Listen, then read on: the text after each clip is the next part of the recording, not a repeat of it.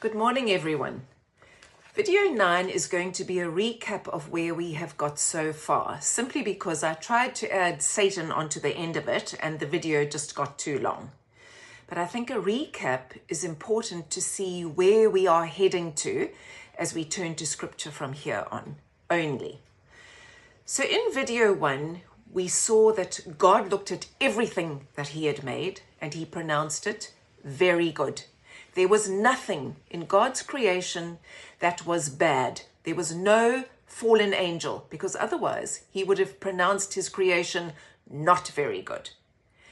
In video 2, we saw that it was God who gave the sentence of death on man for disobedience. This was a pronouncement between God and man. There were no other parties involved in the sentence of death. Man disobeyed, and the consequence of this was that he would experience death. In video 3, we saw that it was God who created the serpent, or the snake, and that he was just a beast of the field. He was no different to a cow, or a beetle, or an ant, or a bird. He was just another beast of the field. God saw the snake as very good. The snake was part of God's very good creation. It was just that the snake was cunning. He had an extra sense that none of the other animals had. In video 4, we saw that the word serpent is the Hebrew word nakash. I don't actually know how to pronounce it. I don't know Hebrew, but it is a word that is a snake. It's just an ordinary noun. So whether we say the dog, the cat, the beetle, it's the snake. He was no different to all the other animals that God had made.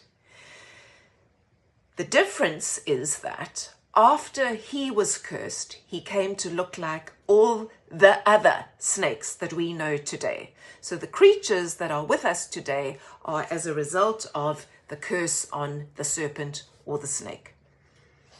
In video 5, we saw that the word serpent is used of the tribe of Dan. It is used of Egypt and Babylon.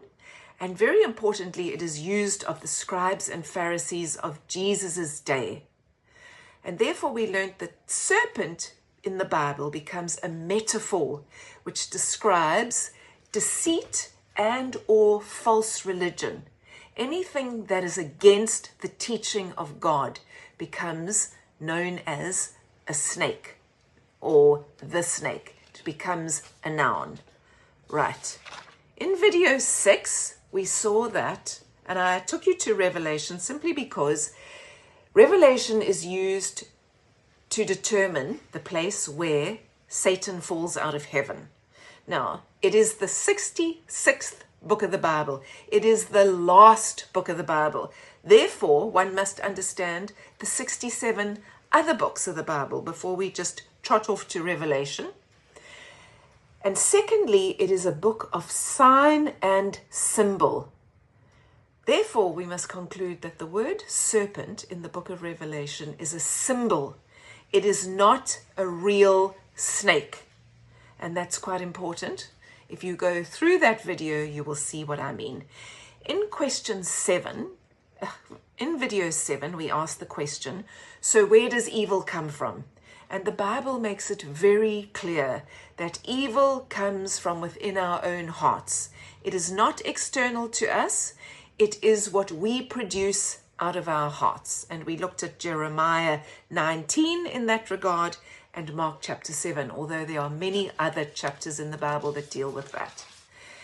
In video 8, I told you that I had taken a lot of time to try and understand why there is actually a doctrine of a supernatural fallen angel who becomes known as Satan or the Bible in general Christianity today. I looked at how the doctrine developed, and I also looked at the fact, why do Christians not agree on that? And I think that's quite important. So if you would, please go back and look at the videos that have been posted, have a recap, And then if you have any further questions, don't hesitate to contact any of us. And in the next video, God willing, I will be looking at what the serpent means, and perhaps 1 or 2 examples, simply because we want to keep these videos short. So, God bless you in your studies. I'll see you again next week.